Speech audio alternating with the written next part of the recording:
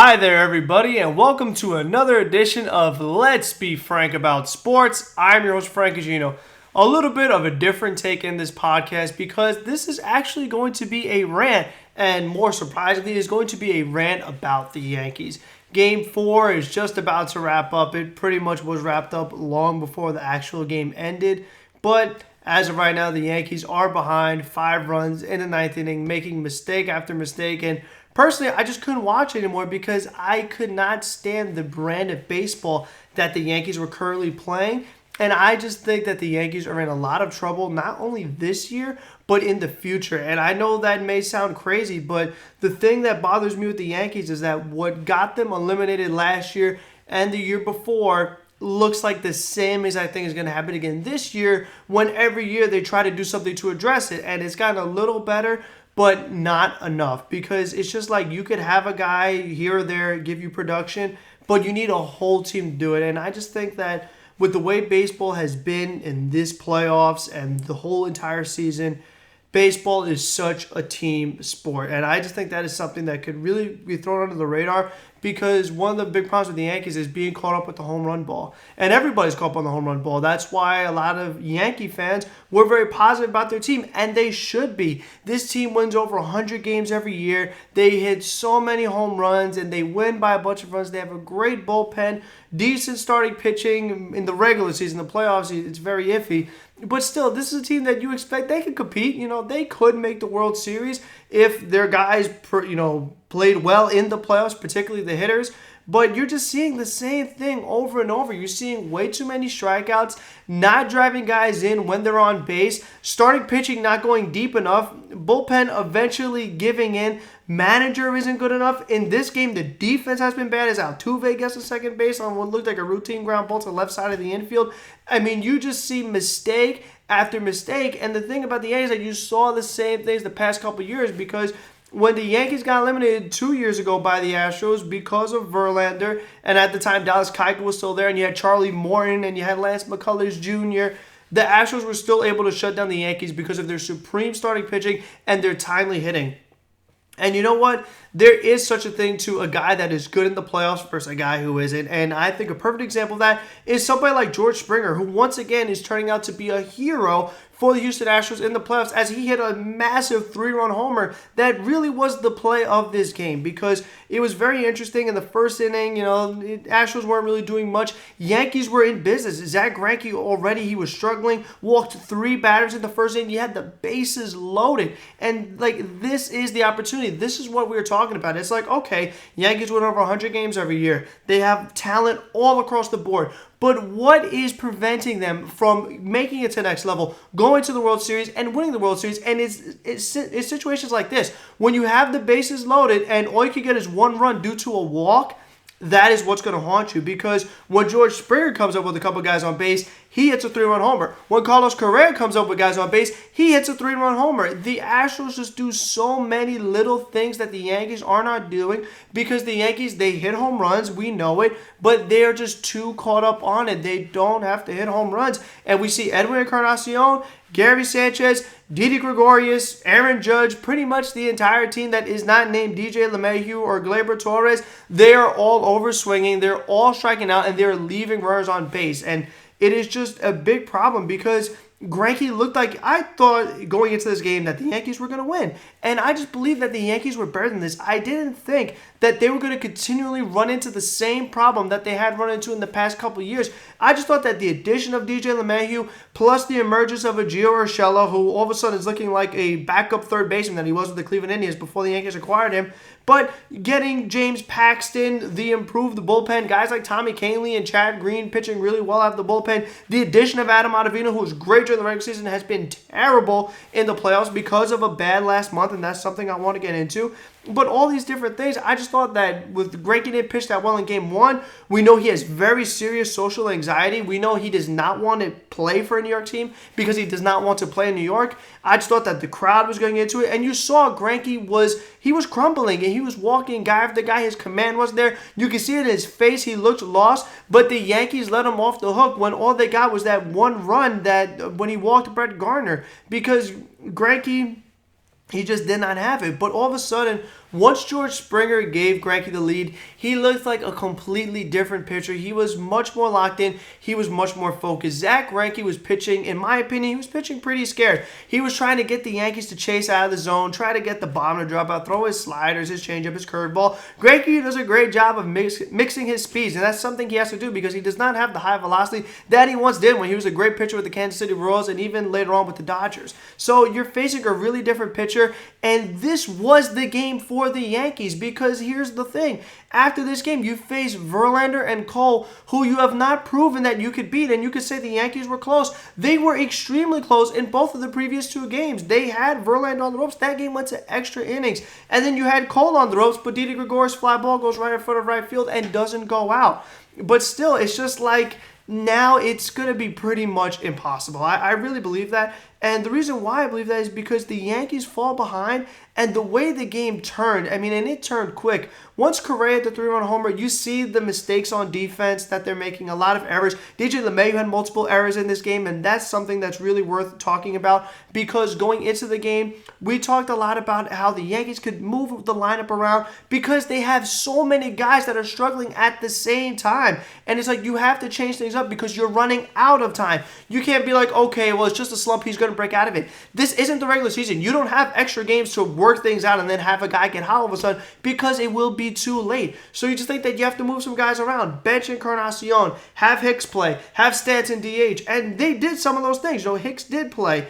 But it didn't matter because all the other guys still didn't hit. Gary Sanchez still didn't hit. Didi Gregorius still didn't hit. Gio Urshela didn't hit. Brett Garner drew the one walk, but he's not giving you many hits, and neither is Hicks. And Judge didn't get any hits in this game. So when you combine all that, all you have is 2 hits from DJ LeMahieu, no surprise, and you have Gleyber Torres, who they were very afraid of, who actually struck out twice, had the bases loaded, and couldn't come through. That was extremely surprising. But I do think that Gleyber was overswinging because it just seemed like as hot as Gleyber has been in this playoffs, like I said in the last podcast, he's pretty much been carrying this offense. He scored the only run for them in the last game. He drove in 5 runs in game 1. So Gleyber Torres has been the guy for the Yankees, and the Astros are very aware of that. And one of the things we talked about is with lineup construction, top heavy, bunching your guys in the wrong spots. And if you're navigating the New York Yankee lineup in this playoffs, and you see Gleyber Torres, who's batting probably like over 400 by the time this game started, when you got Encarnacion behind him, who has 1 hit, you have Brett Garner, who has been struggling, you have Gary Sanchez, who probably has a hit or 2, Gio Urshela has only got a hit, Didi Gregorius maybe a hit, all these guys low 100 averages. Why in the world would you ever pitch to Gleyber Torres if you have all these weak guys behind you? You just pitch around him. And for Gleyber, he comes up with the bases loaded and doesn't come through. And you're not going to come through every time. Nobody has an 1,000 average. We know how good the Astros are, but they miss plenty of opportunities too. I talked about it in the last game when they were facing Luis Severino. The Astros had the bases loaded and they didn't drive guys in. So it's not that, but what I didn't like was that Gleyber Torres was first pitch swinging, and he was swinging too hard. Because here's the thing. 1 guaranteed run is better than trying your absolute best and very unlikely to get the 4 runs. Keep the line moving. You have 2 outs. You have to just keep putting together hits. You can't rely on the home run ball all the time because it's like, when will they learn their lesson? That is something that you do have to be worried about because if they added DJ LeMahieu and some other guys, but they're still doing the same exact thing, they still have the same philosophy, that is a big problem. And the other thing that's really troubling is that that's not really a way to fix the philosophy because that is the way baseball is now. Baseball is so home run crazy. They're willing to juice the ball that apparently is not juiced anymore. But you know what? When I see Springer hitting a home run and I see Carlos Correa hitting a home run, and Gary Sanchez did hit a home run, but it didn't matter because he already blew a bases loaded opportunity when he struck out. So just all these different things that the Yankees did wrong. Walking Robinson Chirinos, that was the worst thing you could have possibly done in this entire game. Chirinos has not gotten a hit all series, and you have George Springer shortly after him along with Altuve and Brantley and Bregman. And you just put yourself in an impossible situation, which Tanaka did. And Tanaka still did pitch well. But it didn't matter because the Yankees blew so many opportunities with runners on base. And it just can't keep happening. And you know what? It's like there's so many guys that are struggling. And what's something that is not really talked about is look at the averages. Let's just do regular season real quick. the averages of the Houston Astros in the regular season compared to the averages of the New York Yankees. And tell me the correlation you see. I got Robinson Chirinos hitting 238. He's got no hits in the series. Okay, that doesn't surprise me. Yuli Gurriel batted 298 this year.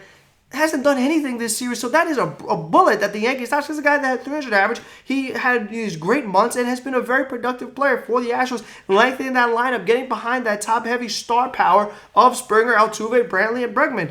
But to continue, Altuve, he batted 298, Correa 279, and everybody had their injuries. But when they played, they hit the ball, and they've hit the ball in this series. We've seen Altuve hit home runs. We've seen Correa hit multiple home runs. We've seen Springer hit multiple home runs. Even though these guys had injuries during the regular season, Alex Bregman batted 296, hit 41 home runs. In my opinion, could be the MVP. He hasn't had a great series either, and the Yankees still are down in this 3-1 hole. You have Michael Brantley batting 311. You have George Springer batting 292. Even Josh Reddick was 275. This whole team almost batted 300 as a team, and they just do the little things. They put the ball in play. One of the underrated things about putting the ball in play, think of the two errors that DJ LeMahieu made and the error you just saw in the ninth inning. The reason why that happened is because the ball was put in play. Those aren't home runs. Those aren't base hits. But you know what? Just like the way I said you can't drive in the run every single time with the bases loaded, you're not going to make every play. You're going to make mistakes. Alex Bregman made an error at third base in the previous inning. That's going to happen. But it's just like those things can happen if you don't put the ball in play. And the way the Astros, their philosophy is just very different from the Yankees, because on the flip side, when I look at the Yankee averages, it's a completely different ballgame. We're not seeing the 300 averages. I'm looking at guys like Gary Sanchez, who finished the year at a 232 batting average. Unacceptable. He hit 30 home runs. That's great. But that's all Sanchez has, because he hit a home run in this game, but he also struck out with the bases loaded. You can't have that. It's too all or nothing, because the times that Gary Sanchez strikes out outweighs the number of times that he hits home runs. I'll put it this way. Gary Sanchez struck out 125 times with being injured, but he had 30 home runs. I mean, he struck out 100 more times than he hit a home run. So it's just like the probability, and you look at the batting average at 232 in this series in the hundreds, it's just not good mathematically. I'm not really an analytics person, but if you just look at basic statistics and try to make predictions, looking at the numbers, it doesn't look likely. It makes it very hard to, just outdo everything and not be yourself, because you know how one of the sayings is, you are what your record says you are? To some extent, for these Yankee hitters, your average is who you are. If you're a 232 hitter, that's the kind of hitter. You're an all-or-nothing hitter. And you know what? Like, you can't say there's nothing wrong with that, because that's the way baseball is, but I just don't think that's the way you should construct a baseball team, because it doesn't work, and we've seen it for the Yankees year in and year out. To continue, Luke Voigt, 263 average. DJ LeMahieu, 327 average. And he's the one guy, I mean, how surprising is that? DJ LeMahieu had a 327 average this year. He's batting over 400 in the playoffs and in this series. So it's like the perfect correlation there. That's the kind of hitter DJ LeMahieu is. I thought that he was going to make a big impact for the Yankees, and he has, but it's like he's one guy, and that's the thing I talked about earlier. Baseball is a team sport. You can't just rely on one guy, and people are not talking about enough that Bryce Harper and Manny Machado got $300 million contracts, and the teams didn't even make the playoffs. You can't be built around one guy, so you can add DJ LeMahieu. It was a great addition, but you need more DJ LeMahius. You can't have Encarnaciones and Gregorius and Sanchez and Hicks and Voigt and guys who strike out so much and hit for a low average and make a whole team out of it. It's not going to work. But if you continue, Didi Gregorius, 238 average this year. All or nothing hitter. And you know what? Didi, he's been clutch for this team. He's got plenty of big hits. They call him the heart and soul of the team. And he hit the home run against the Twins. But that's Didi. He hits a home run, and that's it. You think of the fly ball that landed for the right field wall. It's home run or it's nothing. And Didi's had a tough time trying to bounce back from that elbow injury that he suffered in last season's playoffs. But still, it's just like if you're a 238 hitter, that's what you are. And Didi's average in this series in the 100s. So that still goes right along with what I'm saying. Brett Gardner, 250 for the year in the 100s in the series. Edwin Encarnacion, 249 as a Yankee. And in this series, in the 100s. So again, you got guys that are just barely at 250 or under 250. So it's very different when you have a team of guys that are near 300 to guys that are under 250. It makes such a big difference. I know it doesn't seem like a lot, but when it's so many different players, it's a thing. And then, Glaber had a good year, 278. But of course, he's had a good playoffs. Cameron Maybin hit 285, but he hasn't really played at all. I mean, he got the one start, got a hit, but the Yankees, they're going to stick with their guys. You're not going to bench Judge. Hicks, I mean, he had to play because he drew the 2 walks and he provides defense and a switch hitter. Even though the Astros have no lefties, I thought Wade Miley was on the roster because I just thought that you would have at least one lefty. But Astros decided no lefty because they don't need it for the Yankees, because the Yankees, that's the other thing, very right-handed heavy, and they still are. I mean, that was a problem last year. And DJ LeMahieu, Gio Urshela, they're still right-handed. So that is definitely still a problem from last year. But you just go down the line of all the guys on the Yankees that have low averages, and it does surprise you that it has, transformed over into the playoffs. And I just don't know exactly how the Yankees can fix it. And that's a big problem, because what are you going to do? You're not going to get rid of Judge. I mean, Judge isn't the problem. We talked about it before, but it's just like it's very top-heavy. It's LeMahieu, it's Judge, and it's Torres. But what are you going to do with Encarnacion? Because here's the other thing. Giancarlo Stanton has been hurt. We understand. It's like, okay, Stanton was injured, and he had a home run in Game 1. But what has Giancarlo Stanton been? He's been all or nothing. I mean, how many Yankee fans constantly, ever since Giancarlo got here, have complained about him, said, oh, we'd be better off without him. We don't need him. All he does is strike out, doesn't come through with runs on base. And it is true, because Giancarlo Stanton was terrible in the playoffs last year, and he had the home run here or there, especially in this series. But in Minnesota, I mean, he was stranding base runners. And it's just like Giancarlo Stanton strikes out probably more than anybody on this team. So you still would have had the same problem. I know Encarnacion has had a really bad series, but the thing is, like, even if Stanton was healthy, I find it very likely that Stanton was probably going to do the same exact thing. But, you're going to keep Brett Garner because he's a veteran. Gary Sanchez is not going anywhere because he's an all-or-nothing power hitter. And Gio Urshela, you don't know what to do because he gave you 300 drives for you. Like, okay, he's a good player. Then come playoff time, not the same guy. And Didi, I don't know what the Yankees are going to do with him. And I think if you're the Yankees, if some team offers Didi a big sum of money, you might just have to let him walk. And I know that seems crazy, but my thing is I could put Gleyber Torres at shortstop. I could put DJ LeMahieu at second base where he belongs. He does not belong at first base, where he made 2 errors in this game, even though Boone said this is the best defensive lineup for the Yankees. And LeMahieu has played a solid first base, but don't forget he dropped that pop-up against Minnesota. Didn't matter because of how bad the Twins were, but still, it's just like little things like this. It adds up in a series when Houston is doing the right things and the Yankees are doing the wrong things. So I think that all of those are issues, and the Yankees, they're going to have to probably get a first baseman. And it's hard to get a first baseman that has a high average because I just don't think that Didi is going to be the answer long term. I believe he's an all-or-nothing hitter, and he's the only lefty the Yankees have, but I just think that you're going to have to spend your money elsewhere. The Yankees are going to need starting pitching, and starting pitching is not cheap. I mean, do you sacrifice your farm system? And I don't really hear people panicking. I mean, I'm not a Yankee fan, so I don't panic. But if I were a Yankee fan, I would be extremely worried because this team has been very unacceptable. It's kind of embarrassing because you expect so much out of them, and it's like, okay, we get Paxton, or we'll get J.A. Happ, or we'll get DJ LeMahieu. We'll add these pieces, but the same exact results. Like, I don't even see a little improvement. And the Astros are good, but, I mean, are they this good? And it's hard to say matchups, but Tampa Bay took Houston to 5 games, and Tampa Bay had a chance at winning that series because they got to Verlander, they got to Cole a little bit, they had him walk some guys, but they beat the Astros. And the Yankees, they can't say the same thing. And you know what's funny? I feel like had the Rays won that series, I think the Yankees would have beat them easily. So matchups are a problem, but here's the thing. Houston is so good that I feel like you're going to keep running into them, so you have to be prepared for it because what if another team addresses their starting pitching a lot? And here's the other thing that people don't talk about, but let's say the Yankees did advance. Somehow they pull off a miraculous comeback, down 3-1, beat Verlander, beat Cole, and then win another game in Houston. So the Yankees have to do all that, right? Considering that the bullpen is now struggling a little bit, the whole offense is struggling, not named LeMahieu, Judge, or Torres, and you have a manager that isn't that great, and the starting pitching isn't lights out. So even if all that happened, and the Yankees go to the World Series, they face the Washington Nationals. You mean to tell me that this Yankee lineup that's struggling so much is going to hit Scherzer, Strasburg, Corbin, even an Anibal Sanchez, and Daniel Hudson coming out of the pen with an improved Sean Doolittle?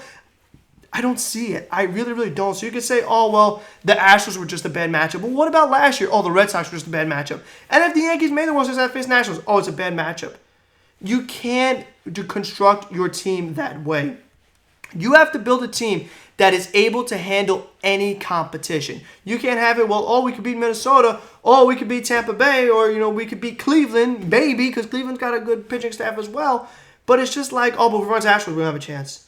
Why? Why can't you have a team that can beat anybody? And when you win 100 games, you think you could, but you really can't because come playoff times, Cole's pitching more, Verlander's pitching more, Springer is clutch, Altuve is clutch, Correa is clutch, and they just have so many solid hitters. Bregman is really good, Brantley is good, and the Yankees are lucky that Alvarez, even Bregman hasn't done much in this series, and neither has Gurriel. All those guys had great years for the Astros. So things could be even worse, and Verlander and Cole didn't have their best stuff in the 2 games they pitched. So I just think that there is a lot of issues going on with the Yankees right now, and again, I don't know how they're going to fix it. And I just think it's going to be really fascinating to watch going forward. And I think it's going to be a big offseason for them because I don't think Aaron Boone is that good of a manager. I really don't, because we talk about the little things, but, moving the lineup around, using different guys, and managing the bullpen. I mean, Adam Ottavino, it's just like the way that he continues to go to him,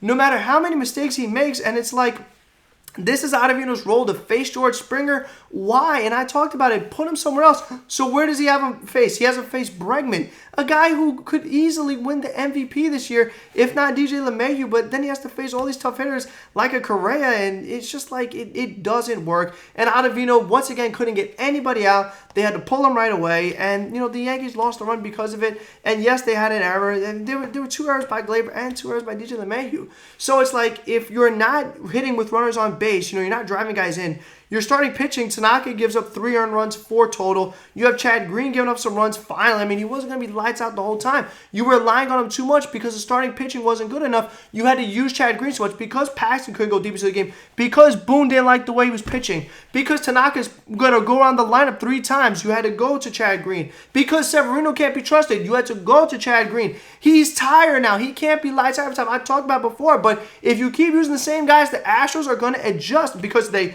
steal signs, even though MLB found nothing to prove that. So I just don't think that it is the right thing to do. And like, the Yankees have to change their philosophy. Like, you could say, all right, add a piece here or there, but when you have to change your entire team philosophy, that is a problem. And if you're happy making the playoffs every year and going to the championship series, great, then you're good. But if your main goal is to win a championship, the Yankees have got to make some serious changes, because they're going to keep running into the same problem. And you know what? As a Met fan, I'd be okay with making the playoffs every year. I wouldn't mind that, but eventually, I'd like to see a World Series. And you know what? The Mets got to the World Series, and what did the Mets have when they did? They had starting pitching. And I'm not saying the Mets are better than the Yankees, but I do like a team that is constructed with starting pitching, and it's like, what do you want? Do you want to make the World Series, or do you want to make the playoffs? And sometimes that's what you can run into if you're cheap like the Mets, because if the Mets actually built around the starting pitching, they could be in the playoffs every single year. But they don't spend money, and they don't make the smart moves like the Yankees make with the position players. I mean, getting the Urshela, getting the LeMahieu, even Ottavino, who was great during the regular season. The guy had an ERA under 2, and I was so jealous because this was somebody the Mets could have had, and the Mets struggled tremendously in the bullpen. It's the reason they didn't make the playoffs. I was like, oh man, if they had Ottavino instead of Familia, Mets would be in the playoffs, this, that, and the third. But then if Ottavino's going to falter in the playoffs, it's like, what's the point? And you can never predict these things. It's such a tricky sport. And here's the thing. Houston is young, and I just think that Verlander's going to stay, and they should try everything they possibly can to keep Cole, because the Astros, they're a team that they really could be a dynasty. I really feel that strong about the Houston Astros, and I don't think I'm overreacting, because they do so many things well. If the Yankees are messing up in the field and at the plate and in the starting rotation and the bullpen and the manager, I mean, really? I mean, you can't just tell me that, you're facing tough pitchers, because in this game you're facing Greinke, and still you only got 1 run across from him, and Ryan Presley got out of big jams. I mean, the Yankees had the bases loaded multiple times in this game and were never able to come through. But you know what? Houston's bullpen is better than we thought, and even Aaron Boone admitted it. Will Harris has been phenomenal this series. He hasn't given up a single run. Joe Smith was pretty good. Ozuna was better in this series than he was in Tampa. Presley was not very good, but he got out of it. Josh James was good, had a bad game in this one, giving up 2 runs. But here's the thing. Josh James was a guy who almost had a 5 ERA during the regular season, so it's about time that he came down to earth. But for the Yankees, again, it's just really crazy how not much has changed, and you don't see that much improvement. And I'm just curious to see what happens going forward. And I just don't think that they have any chance in this series. I believe that it's going to be over either Game 5 or Game 6. Either one, it doesn't matter. No, because if you didn't win the series, if you go on in 5, if you go on in 6, what difference does it make? So that's going to do it for now. That was just my takeaway from the Yankees and all the things that they did wrong and what they have to do to improve. And, I just think that's really disappointing, because I know that Yankee fans were positive, because I live in New York. I heard them. But still, it's like, even if you do have positivity, that doesn't matter if the team doesn't actually perform. And just the way that guys could just go cold all of a sudden, like in Urshela, that's really puzzling, and it's very hard to figure out. And the Yankees had so much depth. They had so many guys contribute, but I just don't think that Boone mixed it up enough, because had you tried a Cameron Maybin or even a Tachman or a Ford or whoever you wanted, at least it was something different, because Encarnacion was not hitting. Sanchez gave you one home run. Didi was not hitting. Gardner wasn't hitting. Hicks got one hit. You know what I mean? So it's just like, it's very, very difficult to, figure out what the problem is. But, that is the problem. The Yankees still have to work on the starting rotation, get a marquee starting pitcher, which doesn't come overnight. It's really, really hard to do. And they have to get more guys that hit for a high average. But the problem is that the Yankees aren't going to get rid of the guys that they have. So, again, I keep saying, but I do think it's going to be fascinating to see what happens in the offseason. Hopefully you enjoyed this. If you did, leave a like. Comment, what do you think about the Yankees and, where they stand? Am I crazy for saying that they need to panic and that they need to make so many different moves and change their philosophy? I mean, am I on left field? Because, that's the way I think. Because I'm, I guess, an old school baseball person, and I just think that this is not the way that you assemble your team. But subscribe to keep up with other baseball, because I will talk about the World Series when it is Astros Nationals, and I will talk continuously about football and basketball and a lot of Met news that's going to be coming out. I guess I'll get it out now. I saw a report that apparently the Mets are out on Joe Girardi, and if that's true, that's really going to drive me nuts. But I don't want to overreact quite yet. I'm going to wait until the Mets make the move before I, really let it all out. So until next time, have a good one, everybody.